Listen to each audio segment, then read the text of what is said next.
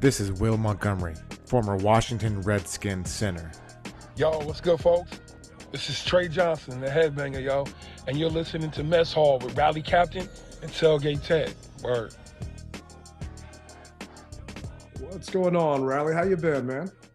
Yo, Ted, man, you brought something to light that, this is the second week that we're going into that our listeners haven't heard from us, or a week, shall I say, that our listeners haven't heard from us. And so I've been doing all right, just busy as heck, man, just busy. But, I guess being busy means that you're alive. So it's all good. How have you been, bro? I've been good, man. I used to say I'd rather be busy than bored. I take that back. I mean, granted, last week, I know we didn't do a show. There wasn't really a lot going on other than some stuff we'll catch up on now. But I had 2 Caps games last week and then went out to Nationals opening day and had a blast out there. Ran into a couple of our listeners hanging out there in front of the Green Turtle, where B. Mitch and Finley were broadcasting from 106.7 The Fan. A couple of people walked up, told me they loved the show. And speaking of which, I wanted to read a review that we got here on Apple Podcasts. So This is from Rob the Builder 15. Rob put up, great fans perspective. Always love to hear from Tailgate Ted and Rally Cap. It's great to not only stay updated on Commanders news, but to also hear from some of the most recognizable Commanders fan and listen to their opinions of team-related activities. We'll continue to listen for a long time, left hand up. So appreciate it. Definitely, man. Appreciate Rob. We sent a tweet out there asking listeners to leave some likes, leave some reviews. Rob was one of them. For those of you out there listening to this now, do us a favor. Hit like, hit subscribe. If you're on a platform where you can rate the show, really appreciate that. Please do. Just takes a couple of seconds there, and we'll be happy to read them on the show. But, man, people are listening because hanging out on opening day, if I had a beer for every person, drank a beer for everyone that offered to get me one that was listening, I don't think it would have actually made it into the ball game because there were a lot of people walking around, and it was fun to see, man. It really was. So what have you been up to, man, over the past couple of days or past couple of weeks? Well, so a lot of people don't know, but and I guess this is my time to share. Everyone always asks me, hey, man, how can you afford to go to all these games? Well, I grind in the off season. And so, between working a lot to be able to afford the toys that I have, as well as trips that I like to take, as well as football, hey, man, a brother's behind the scenes just grinding. And so that's what I've been doing. And I've been trying to get myself prepared for the Century ride that we got coming up. And the date is fastly approaching. And so, one thing that I am not going to do is get out there without riding my bicycle and then fall flat on my face. 100 miles is a lot on a bicycle. It is, man. I don't know how you're doing that. Grant, you've been training for this, so what you're getting into, and you do this all the time. I've seen the videos of you and the bike and the simulators and all that stuff. So, hats off to you. More power to you. That's just not for me. There's a zero chance you'd ever see me. 20 miles on a bike, fine. 100 miles, no way. Yeah. I have a 50-mile ride coming up on the 22nd in Calvert County. I've never been down there before. I've heard of Calvert County, but I've never been down there before. So I'm looking forward to riding down there. It's for a good cause. It's for the homeless. And I'm really looking forward to donating my time and my sweat. Hopefully no blood, but sweat and tears. There you go, man. Well, you might have to send a video of you riding to Martin Mayhew, because he did a press conference at the league owners meetings and was talking about players and position. And it's obviously everyone's getting ready for the draft right now. And there's a lot of people coming in to talk to the team, a couple guys coming in to interview with the coaching staff. But what I took out of Martin Mayhew's meetings with the reporters 2 weeks ago was basically the team isn't going after Lamar Jackson. We've said it here on the podcast before. it's not happening. And Martin Mm-hmm. Mayhew came out and said, it's not happening. Now, Ron Rivera also was asked, because he did some meetings last week at the owners' meetings about Lamar Jackson, and Ron said that's not going to happen. But one of the questions a reporter asked him was, if new ownership does come in, then will you reevaluate quarterback? And he said, yeah, we basically are going to have to. I'm paraphrasing. But, at this point, they didn't want to go for Lamar because of the money that they'd have to pay him and the people they'd have to cut and get rid of. So if you guys haven't had a chance to listen to Ron's presser, it was about 30 minutes. It's out there. You can easily find it. It's on the Commanders YouTube channel. But I've got a couple of clips from it. And one clip that was kind of frustrating to hear. I'm not sure if you've heard this one yet, but one clip was kind of frustrating to hear. I'm not going to steal his thunder. This was Ron talking about roster building. Pack those dynamic playmakers, that front that you're trying to build. I mean, we are roster building, I think, for the first time, and feel really good about being able to do the things that we're doing right now. Did you ever get So we're roster building for the first time.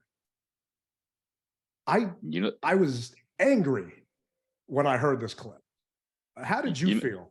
That makes no sense. I mean, it makes no sense. And I think what's happening is he's been put on the spot and he's trying to formulate an answer. And there's a part of me that understands what he's trying to say, but it didn't come out well. And we know that, so I guess day one that you got here, you weren't building the roster. I mean, I understand. I think what he was trying to say is we're trying to we have more pieces in play than we've ever had at key positions. I would think that would be the better answer to roster building. It's not even building. It's for the first time part. He came in here with complete control. He is in charge of this roster up and down. Yeah, he's got Eminem, Marty and Martin that are helping him evaluate while he's doing other stuff. But to say you're roster building for the first time is just dumbfounding. And if I am one of the new potential owners and someone plays me that clip, I'm thinking to myself, what the hell's this guy been doing the past 4 seasons other than not winning or not having a winning season? Yeah, because right now they're looking over everything about him with a fine-tooth comb. And like you said, if I was an owner, I would put a little note to the side and then say, all right, what do you mean by this? I mean, I hear it. It's like I listen to clips and go throughout the week before we do a show. And just in general, I'll send myself text messages. So I know, let's bring this up on the show, get this for the rundown. If I'm one of the new potential owners, I am assigning someone to follow this team and follow the coaching staff and follow what they do in the draft. So we're not having to get caught up when we do take over. We already have been involved along the way, just kind of in the background, and we understand what they just recently did.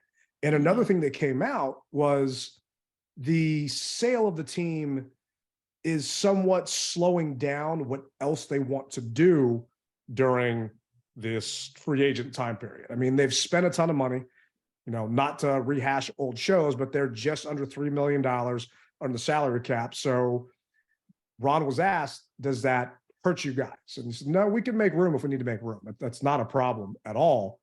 But the fact that we are now just starting to roster build, I thought was very interesting. And Pete Haley from the Beltway Football Podcast and NBC Sports Washington actually talked to Ron about this yesterday. And for those wondering, it's Wednesday, April 5th.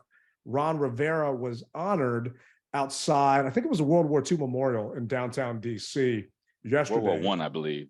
Okay, World War I. And he did a kind of, I don't want to say impromptu, but he did a media scrum with a bunch of the guys out there. This is a clip of Pete asking Ron a question about that roster building comment. You had the comment with these guys last week at owner meetings about this is your first offseason of true roster building. Right. What would you describe the first couple seasons as, or what got in the way of a true roster build? The roster build is you're building around a quarterback situation that you feel pretty good about, but also it's a rookie quarterback salary that you're working around more so than anything else.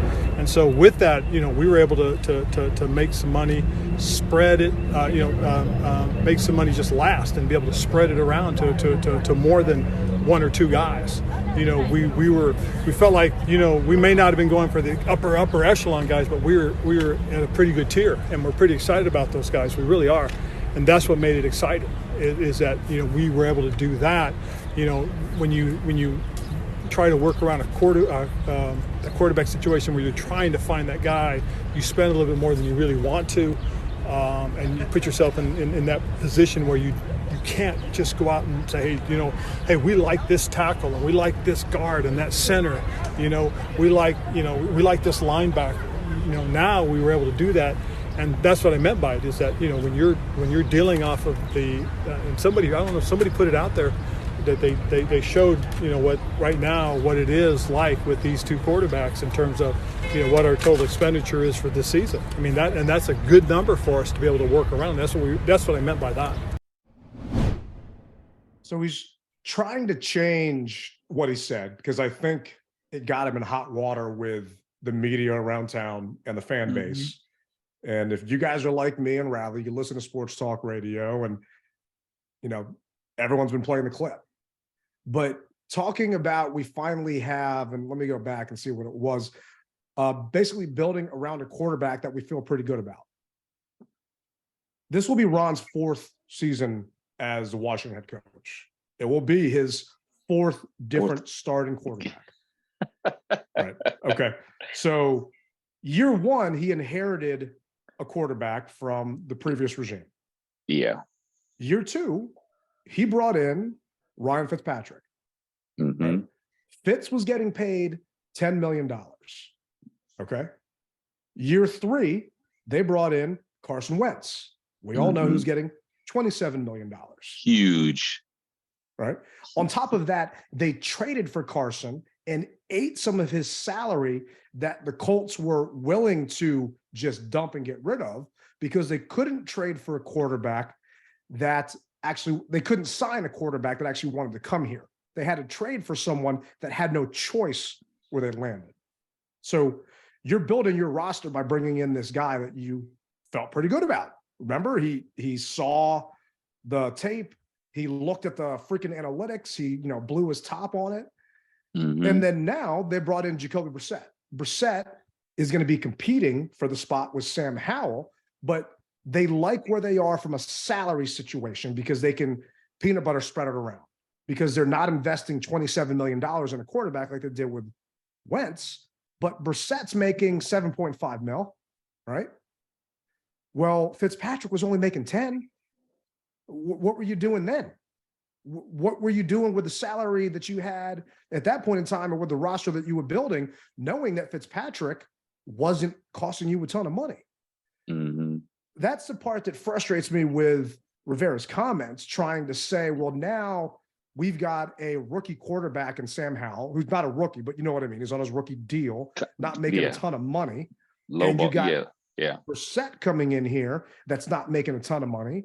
Well, you had Fitzpatrick 2 years ago that wasn't making a ton of money. And obviously he got injured, but from a roster perspective, you're saying this is the first time you're ever building. Well, what the hell were you doing 2 years ago when you were saving money at quarterback, where most playoff teams are spending in the high 20s, if not 30 or more $million? I don't get it, man. Sounds like he was robbing Peter to pay Paul, to be honest with you. That's what it sounds like, because the money went to other things. And one thing that we do know is the organization supposedly is cash strapped. So with all the things that the repairs for the stadium, the stuff with DS, I mean, they always talk about that. So now you've got to go rock bottom low, because you just paid Duran, even though I know that Duran his money isn't coming $9 million. Yeah, it's $9 million this afterwards. season. Yeah. Yeah, afterwards. But you've got to be able to bring guys in. So basically, are we going to be doing a lot in the draft? I think so. What we're going to be? I think we're going to have to do that. Yeah. We're going to have to, because as he puts it, the money aspect of things is, you're looking at Sam on a rookie deal, Kobe, Brissett, that's not a lot of money. But one thing that bothers me is that tells you that they really thought that Carson was the guy. They really did, to pay him that much money, because it almost feels like they thought that we were a quarterback away. That's what it feels like. Yeah. And we weren't a quarterback away. We're still not a quarterback away. No. But, and I know that this is a moot point, but it's something that a lot of people don't understand, or get frustrated, not understand, but they get frustrated with when you say you don't want Lamar, because Lamar would take us from hypothetically a 2 to an 8 out of 10, if you will. And I know that they're not going to do that unless the new owner says, yes, you will, if he's available. I mean, so technically, I guess from a salary cap perspective, we talked about it, they don't have any room on the cap, right? So you can't just start cutting players to bring in a Lamar who turned down $175 million guaranteed. Yes, they could structure his contract like the Browns did with Deshaun Watson, where it's a small cap number this year and it not really affect the Browns because he was suspended. He wasn't really doing a ton. So when I say they can't, that's not true. They can, but the damage it would cause to the quote unquote roster building they're doing now would be somewhat irreparable.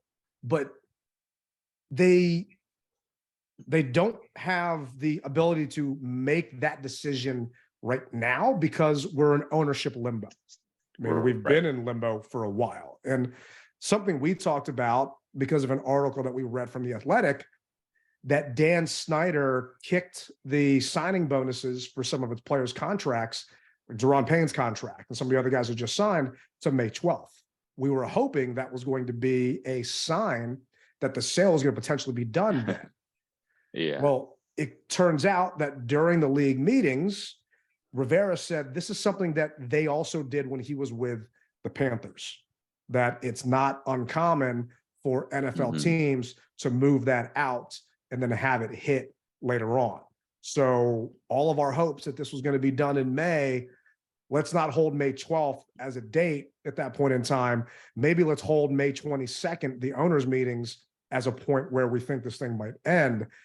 It's just, we had 8 wins last year.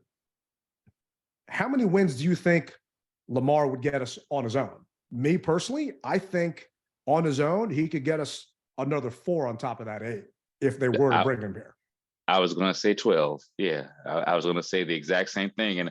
And that would be a lot better than what we've had for these last couple of years. So it would almost be it would almost be a worthy investment. But it reminded me of the RG3 trade deal that we got. What was it, 6 first rounds or something like that? I mean, it was some astronomical amount that we had to give up in order to move up to get RG. And realistically, with new owners, the repairs to the stadium, everything that's involved, hypothetically, would you want to go poor to have maybe a winning season? And I think that when you would want to take do that. 2012 again to potentially have that happen. I mean, that was, lightning in a bottle. And it was great. But let's be honest on my side, I don't want Lamar Jackson here because I don't want us to do and go to all of that trouble for a quarterback of his stature that likes to run and has a guaranteed contract that he wants that could potentially get injured on any given play. And next thing you know, that wholly guaranteed contract just screws us over for years to come. Years to come. Well, like I was saying, like the RG3 trade up that we did. I mean, Yeah, three first round picks. It was three and first round a picks. second round. Yeah. Yeah. That we gave up for him. That hurt us, you know, and we're still pulling ourselves out of it because of it. I think that we've done a lot of good things to be able to circumvent that, but here we are. And like you said, but you just said that you would do it though. I don't think that you want to do it.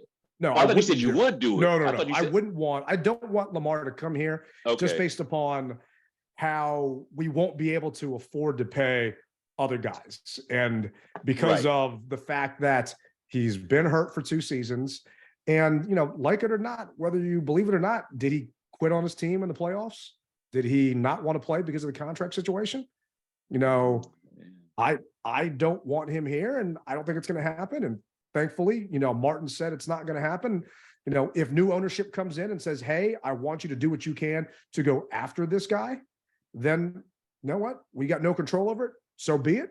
But opinion-wise, no, I don't think it's the right move at all. Okay. I'm good with Sam. Gotcha. Well, if he came, we'd be fans. And I'm not buying his jersey. No. I don't buy players' jerseys anymore. I just don't do that.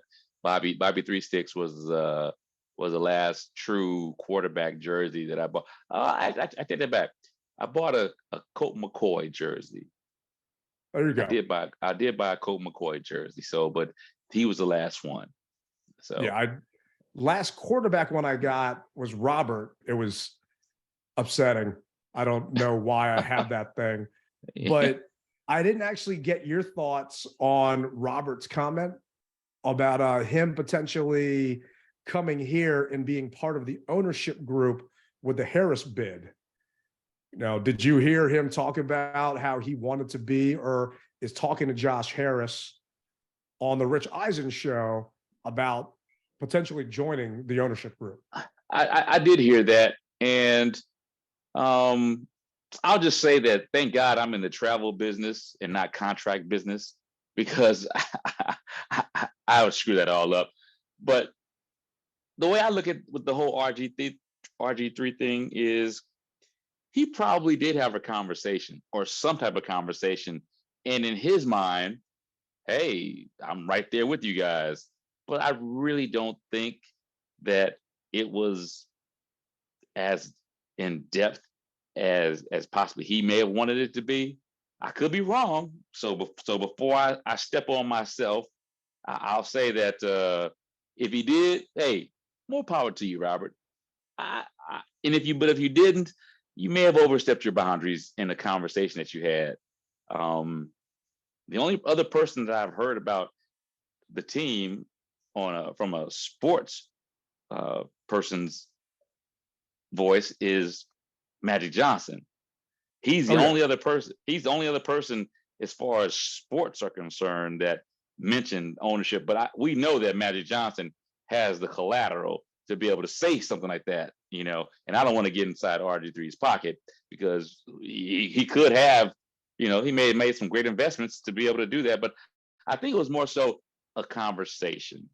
Yeah, Robert's comment reminds me of your boy, right? Like you're at the bar and he's hanging out there and he's single and the waitress says hello to him.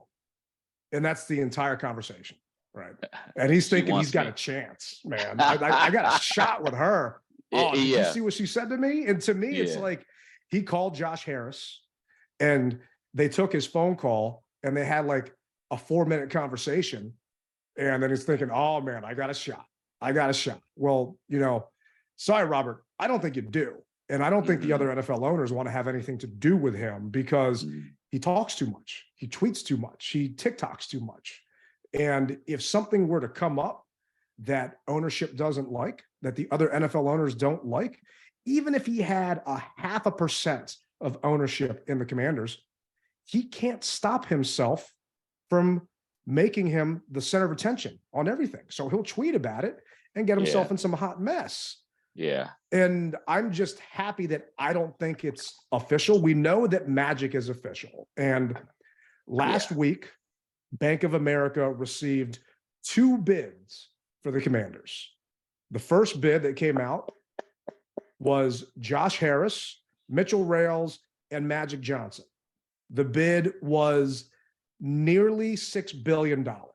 It's not quite $6 billion. It's been reported by different outlets that it's 6, but according to Front Office Sports, it's nearly $6 billion. For those that don't know, Harris also bid on the Broncos and ended up losing. But the good news on that is that means the NFL already did their due diligence into Harris's finances. Yeah, he's been vetted. He's been vetted by them. Mm-hmm. And Magic Johnson was actually on the Today Show just this past Monday. I think it was Monday, talking about that bid. And this is what Magic had to say. Oh my gosh. And you've got a lot going on. And what are we hearing about you buying the Commanders? Oh, wait, what? I went right to it. Yeah.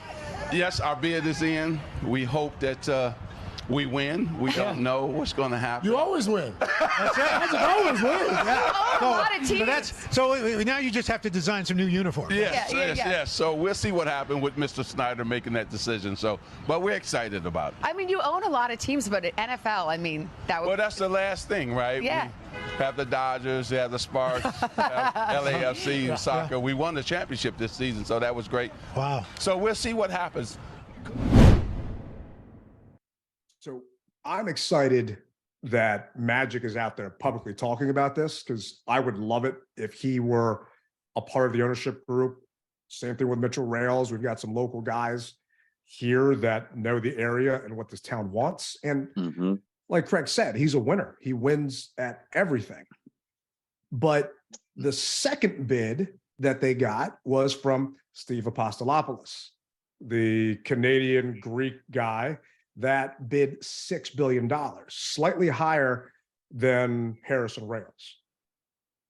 But the thing about that is Apostolopoulos, apparently, I don't know if he cares. To me, he's like that guy that's on Tinder, right? And he's just swiping right on every sports franchise he can buy, because he also put in a bid to buy the Ottawa Senators. He is one of at least 6 groups that are in the second phase of potentially purchasing them.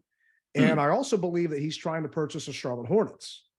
So, okay. Yeah, how does this guy have this much money? I don't know.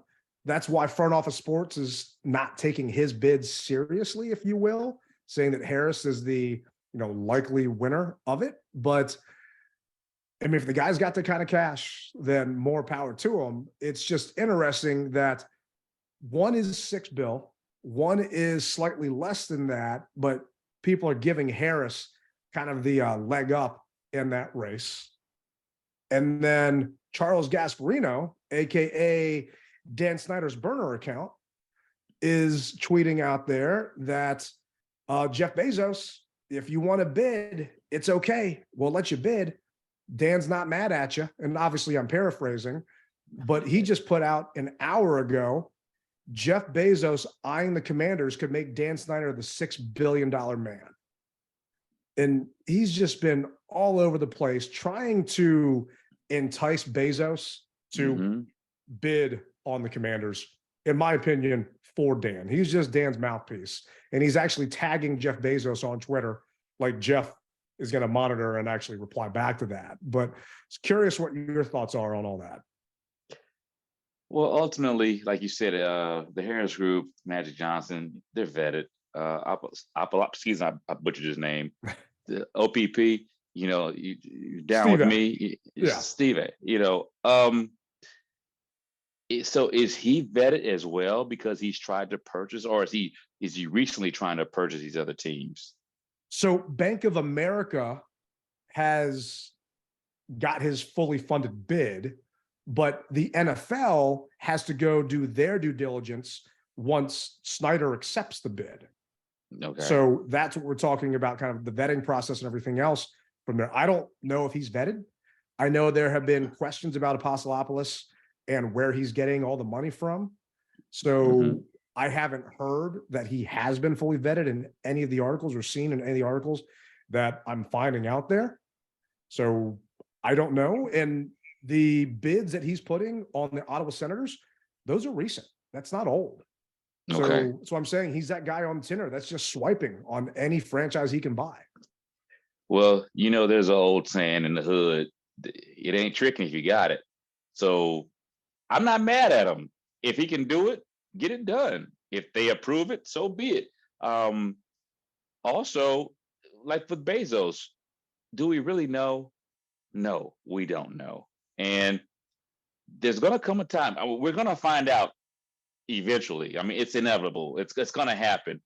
Will it be sold for the 6 billion, 6.5, 5.5, whatever it is that they're trying to reach here? I mean, we know it's not going to be 7. We know that. But if Bezos can do it, okay. If not if he can do it, does he want to do it? Let me say that, if he wants to do it, because we know he can do it. Oh yeah, in a heartbeat. And yeah, so that's why they're trying to say no, we never had a problem with that. We understand now that you don't write the articles, you're just an owner. I mean, and to me, Dan should know, him being an owner, how much did he write, or did he get someone to write for him?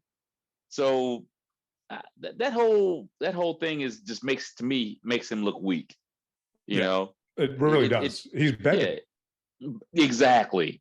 And so just let the chips fall where they may, man. And whoever you're going to be the highest paid team, anyway, our highest bought team. So who's ever got the money, man, at this point, you're already overseas on your yacht. Just sit back and relax and let it come in. That's how I feel about it. One thing that Magic said that I think that a lot of people maybe might have blown out of proportion is when he said, well, was it Roker? It was Al Roker. Yeah, it was Roker. Roker said, well, and change uniform. And he kind of, yeah. No, I don't think that's going to happen. I mean, one of the things that you want to gain a fan base or you want to lose a fan base, you change that burgundy and gold, you're going to lose this fan base. I mean, I know that I probably would not be a fan if you change from burgundy and gold to whatever. It just wouldn't happen. I can tell you that right now. We all have our breaking points, and that was one of my breaking points before. I said, you can name us the Washington Pixie Dust. I'm okay with it. Just don't change the colors. And I know that didn't go over well with a lot of people, but the name doesn't really bother me as much. Don't change my colors. If you're going to change something, don't change my colors. Don't do that. And as far as another rebrand is concerned, like I told you, man, I'm a fan, and ultimately what they're going to do is what they're going to do. Will they, how about this? If they did hypothetically do a rebrand, I would hope that they will learn from their mistakes of this past one and truly get fan input, or don't even say you want fan input and just shove it down our throat and be done with it. But don't ask us for our input and then you go totally way left. So hopefully you learn from your mistakes on a lot of issues that we've had. And I am willing, as well as I'm sure you're willing, to sit down with the new incoming crew so that we don't repeat these same mistakes. I've been thinking about that all day today.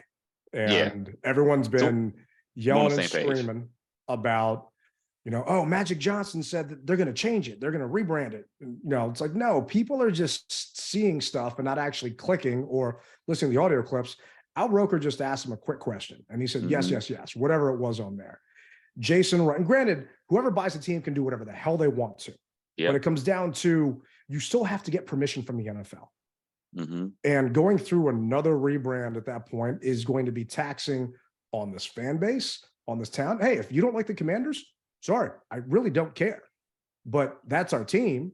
And if you're not a fan because that's the name, then to me, you're not a fan. It is what it is. That's just my opinion. That's not Rally's or anybody else's.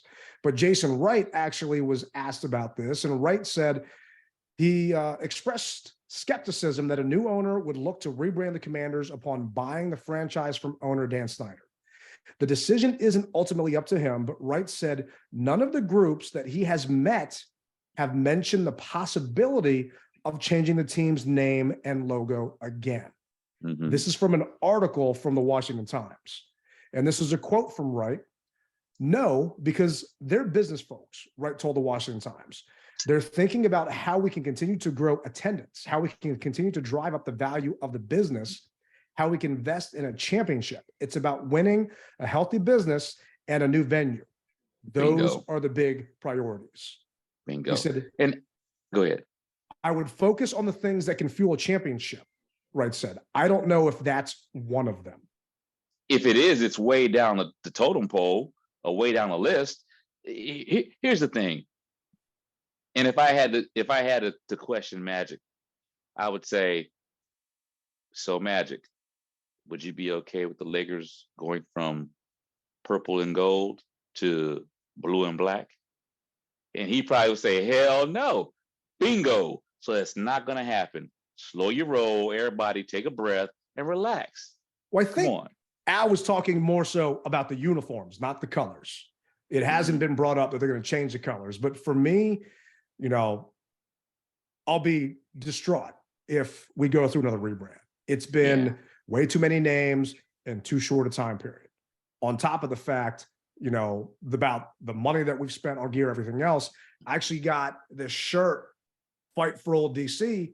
Doesn't say anything Commanders on it, but we all know what in the world it means. Because definitely, I'm hesitant at this point to buy Commanders gear.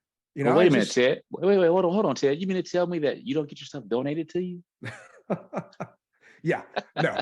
I will tweet out. No, I won't tweet it out. But if people knew how much money I spent on that day where we were able to raid the team store, right? You pay for your gear, I pay for my gear. You know, I put a tweet out there because I'm filming a TV show next week, and I want to get some original Commanders gear that I wanted to rock for the show. Not knocking the stuff that the team has, but I just didn't want to buy some of that stuff from them anymore because I'm concerned about what's going to happen. And if the team is wondering if sales are down, well, you know why? Because we're in ownership limbo again. And you got all this stuff that's happening. And to me, you've got the Red Wolves fan base that is still butthurt, that can't get over the fact that we're not the Red Wolves. And sorry, I don't think it's going to be the Red Wolves, even if they wanted to change it. But knowing that Jason Wright is saying this, and who knows if Jason's going to have a job after the fact, but I hope he will, they can come in here and just flip up the table and just do whatever the hell they want to do. But clean house. Best be sure the fan base is going to speak up in all aspects of it. One thing that the fan base agrees on for the most part is the fact that we want Dan out. We cannot agree on the name or what should happen with it or what it should be. We can't agree on the colors. I just hope that whoever comes in, we get a chance to actually, or they do their due diligence and research. They don't hire a company out of New York to rebrand a crest and get the dates wrong when you won the Super Bowl. They don't hire a company out of LA to design a wire mannequin of Sean Taylor and get that all screwed up. You know, it's just different stuff like that. And I feel that Magic just is competent because everything he touches turns to gold. Yeah, he has his finger on the pulse, so to speak. Yeah, he really does. And this is actually another clip from his interview with the Today Show with Craig Melvin. A lifelong Washington football fan. Right. The prospect of Magic Johnson being a part owner of the football team that I've loved since Doug Williams was quarterback in the late 80s. What are our chances of you? Come on! You don't lose, Magic. You don't lose. You know, Craig, to your point, you know, I've gotten a ring in every sport, but I need a Super Bowl ring, and I would love to be the owner of the Commanders. Do not only great work on the field, but the work we could do with the city. Yes. And I think that. If they bless us, Mr. Snyder blesses us with the opportunity to be an owner, it would be an emotional day for me. Yeah. And my father just died, so it would be a great moment for for the Johnson family, as well as Josh Harris, who is the lead partner in this, to take that franchise and take it to another level. So I'm excited about it. And another African-American owner. Yes. That's it. You and MJ. Sure. So the question that I have is, and maybe it's a stupid question, but I was always told that there's no such thing as a stupid question. No such thing as a stupid question. Why does Dan have to approve it?